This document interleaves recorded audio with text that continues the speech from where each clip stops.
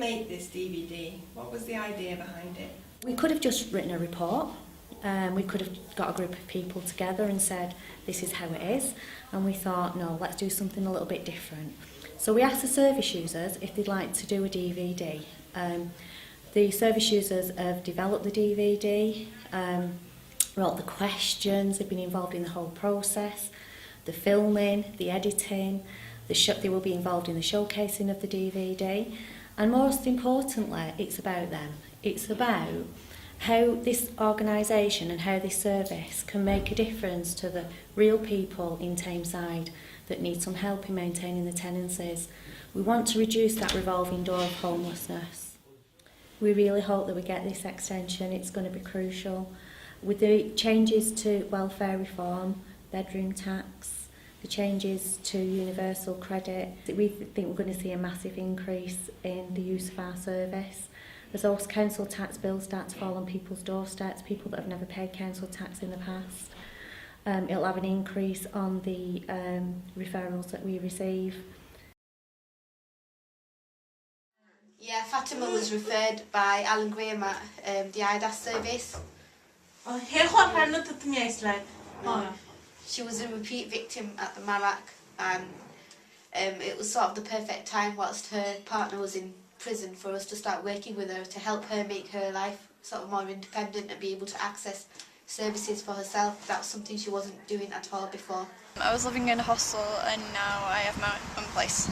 I went to a doctor's and then they said they were for adult services involved, so services but they're waste. She come and see me and she looked at my house and went, "No, you're alright, you don't need our help." And I said, "I really need help," and she was like, "Well, I can refer you to these people."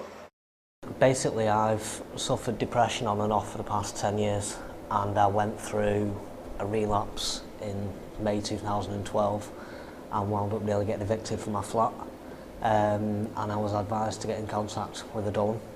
My housing officer, Louise, she told me about it. She phoned them. She phoned you up, and that's how I got in contact with you. I was referred to the service by my mental health practitioner. She thought that it would be valuable to me as I was struggling with, tenancy issues and things. So I was into care. I said, "I wonder if you could help me." So I took the name off the list. So they said, "Yeah." I said, "But while I'm here, I wonder if you got anybody who could help me, because at the moment I'm homeless. I'm not getting no income, or no benefit or anything." So they said, "I don't think anybody can help me from here."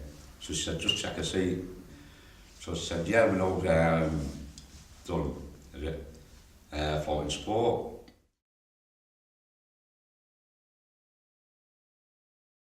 I've actually signed off now, but I was getting support for about a year.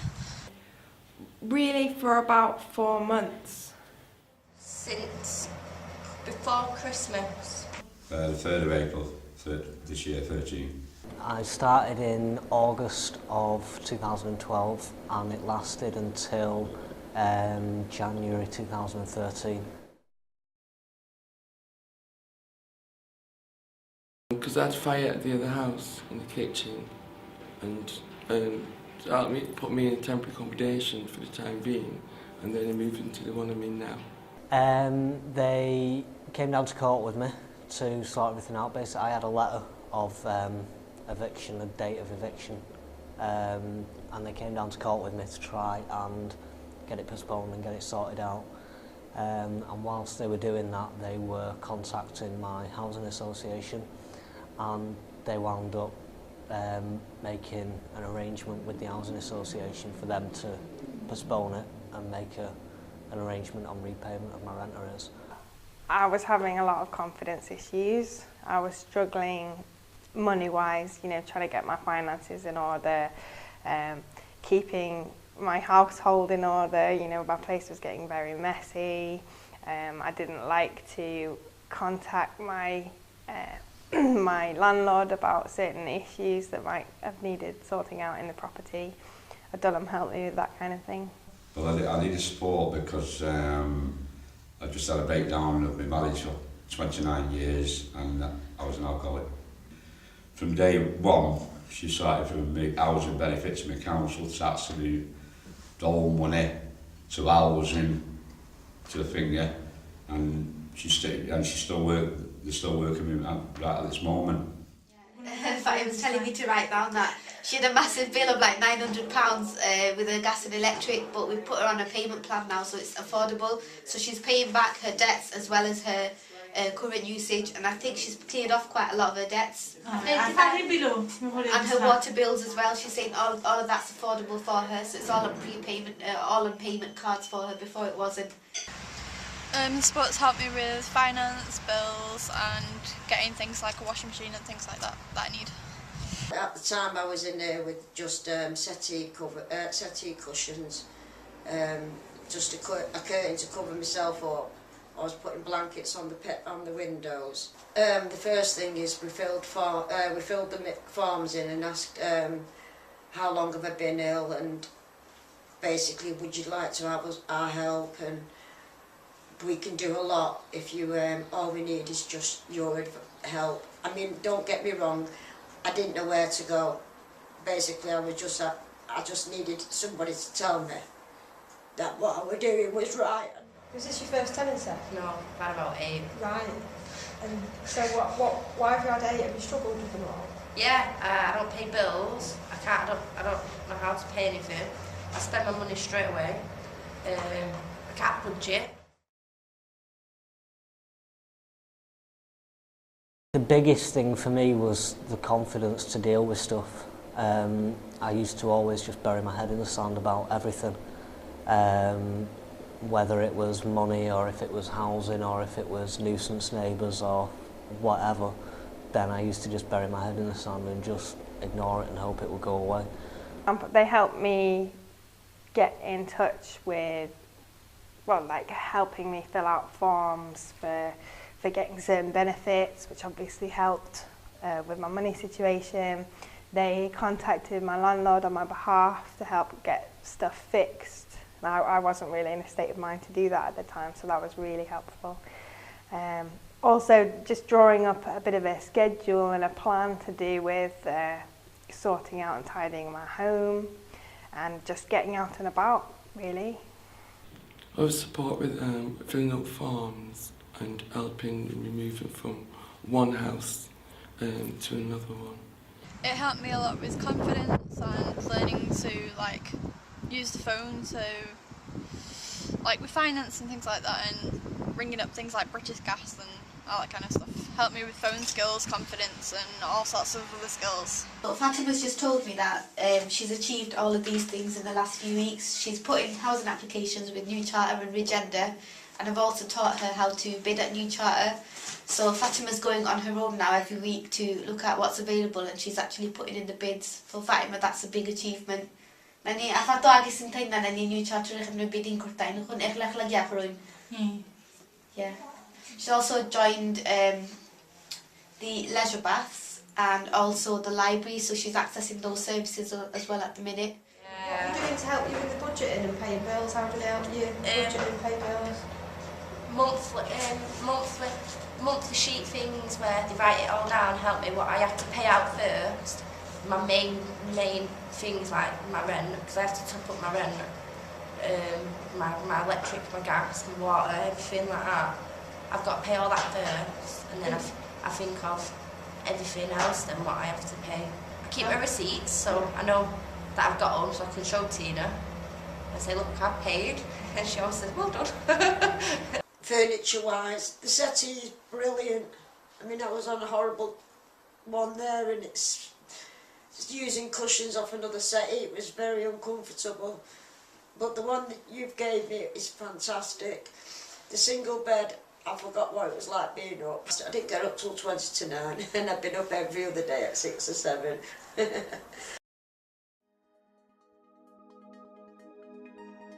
Well, it's given me a bit, like so it gives me a bit of confidence, which I wouldn't have had before.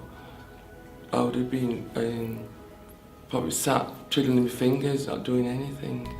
The biggest change has been doing the peer mentoring and doing all these courses and stuff.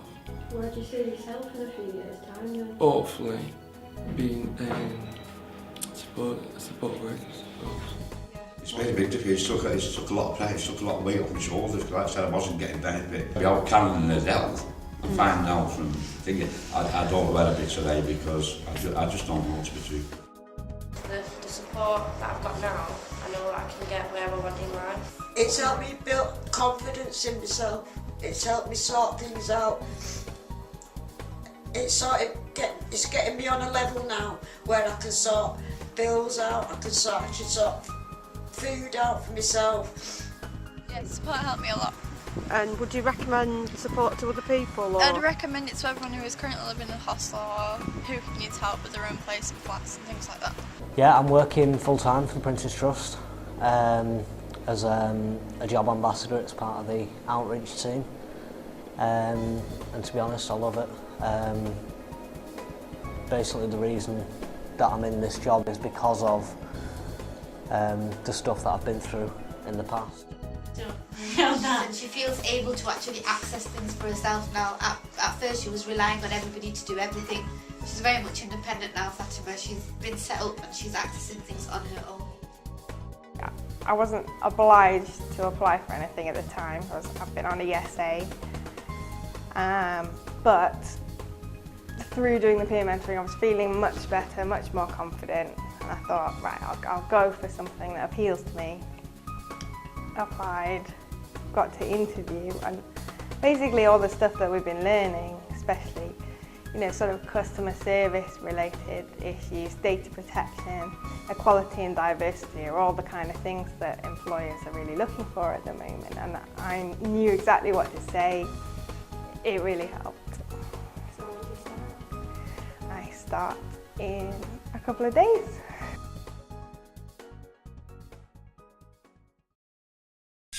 Tameside Float and Support drop-ins. The sessions operate either as a surgery with booked appointments or as an open drop-in where people can just call in during prescribed times at specific locations. When a referral comes through to Adullam, it is initially assessed, then taken to the weekly allocations panel, made up of a manager and 2 float and support workers. This panel collectively reviews the risk and support needs of each referral and, based on the information collated, decides if either a full package of support is required or a drop-in would best suit the person's needs. If a service user is allocated a drop-in, a letter will be sent out to them explaining that they have been accepted into the service and they will be offered a drop-in appointment. Additionally, service users are sent information in relation to their nearest drop-in session in their local area, thus enabling them to call into the drop-in that is most convenient to them. If during the initial meetings at the drop-ins it becomes apparent that the person's support needs are more complex, then in their case can be taken back to the allocations panel.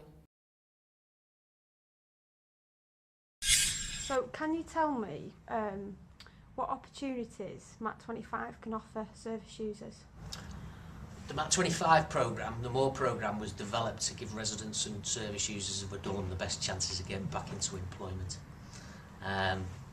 So the way it's structured formally is a 12-week training programme, which is accredited by the Open College Network, and that's 6 modules in employability skills. Then hopefully residents will go on to a work placement which will fit into their desired career path. So whether they want to go into support work, admin, retail, warehousing, manufacturing, a variety of placements. We'll look at getting them best placed. Alongside that 6-month work placement, there'll be a relevant MVQ. So at the end of the 9 months, they've got 2 qualifications. They've grown in confidence through the training, and they've got 6-month work experience, which will give them a source of reference as well to get them back into work.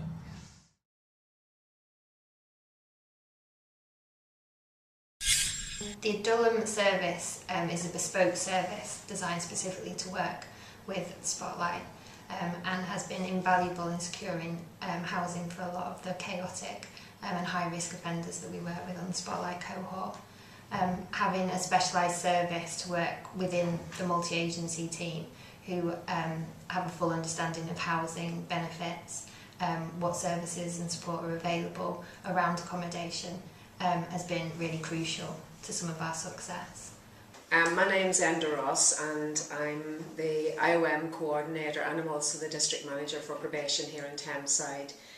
I've been coordinating the Integrated Offender Management Service for the last 4 years and actually commissioned this bespoke service which Adullam won the tender in the first instance, but it was very much, you know, a really specially designed service to meet the specific needs that we felt that we had when we introduced integrated offender management in Tameside.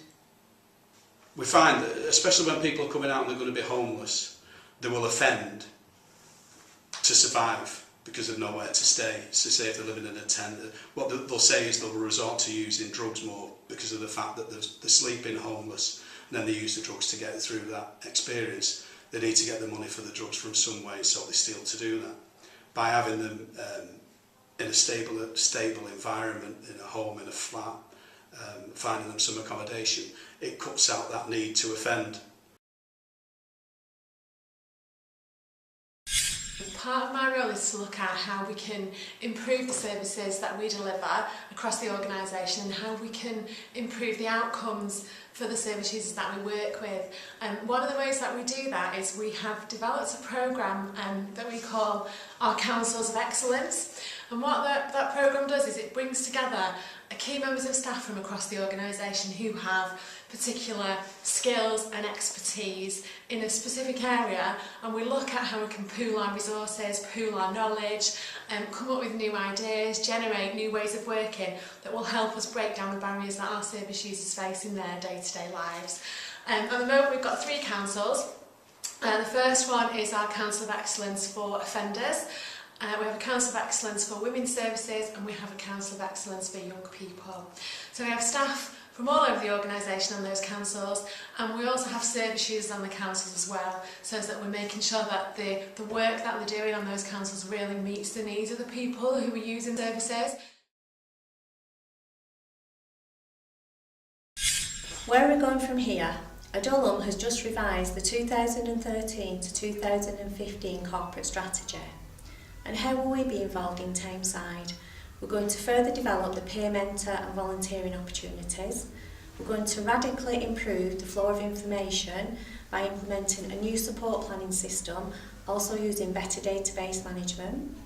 We're going to embed the Friends of Adullam within Tameside, react to welfare reform by improving financial and digital inclusion, and most importantly, we're going to improve the outcomes for all of our service users.